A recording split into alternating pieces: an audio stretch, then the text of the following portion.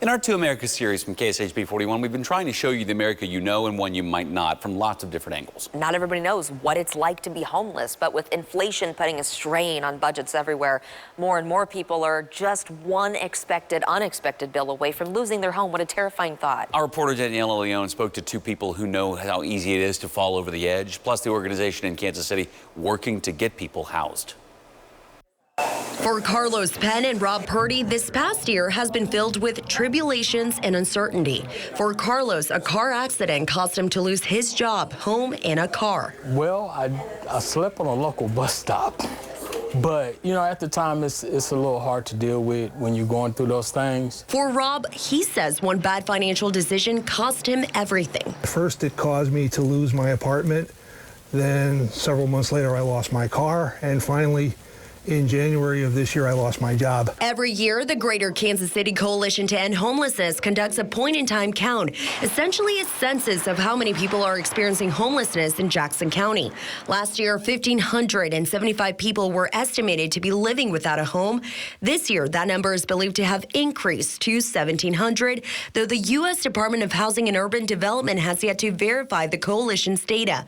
This is compounded by the fact that both Kansas and Missouri are experiencing a housing shortage. It's just really difficult to be able to find placements for people. The National Low-Income Housing Coalition estimates Missouri is experiencing a shortage of more than 110,000 homes for extremely low-income renters.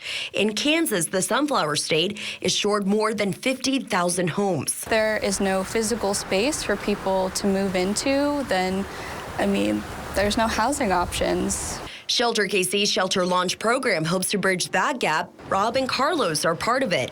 The program pairs up men with a life coach who helps them find a job, manage a budget, get counseling services, and stay at the shelter until they can save up enough money to move into a permanent home. Participants are encouraged to attend church services, required to stay sober, and are allowed to enter the shelter at flexible hours to accommodate their work schedule.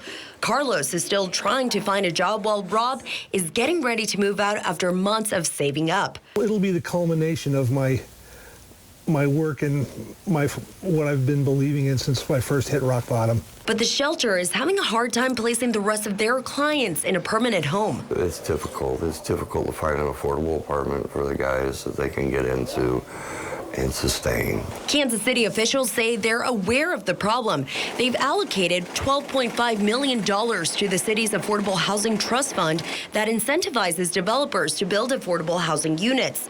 Last year, the city was awarded $8.3 million by the federal government to combat homelessness. Part of those funds will go into the Palace Shelter program, which will provide 140 temporary beds. However, after more than a year, the city has yet to find a location for the pallets. Really, it just comes down to being a physical housing problem. I think that there are ways that, you know, we can look at getting people to increase their income, to being able to, you know, afford to be on their own, but we just don't have the physical space for people to move into. Until that physical space is made, Shelter KC is working with transitional homes and landlords to place people. But both Eric and Rob are hoping to be able to make enough to be independent and to sustain their new future. I'm actively job hunting, attending school to keep on my career path, hopefully land a better paying position. I'm not going to make the same mistakes I made in making those bad financial decisions and trusting the wrong people. I'm just going to basically keep to myself, at least until I get more settled. Daniela Leone, KSHB 41 News. Wow. City says they're working on a comprehensive plan to tackle homelessness, and they will be releasing that plan sometime in August.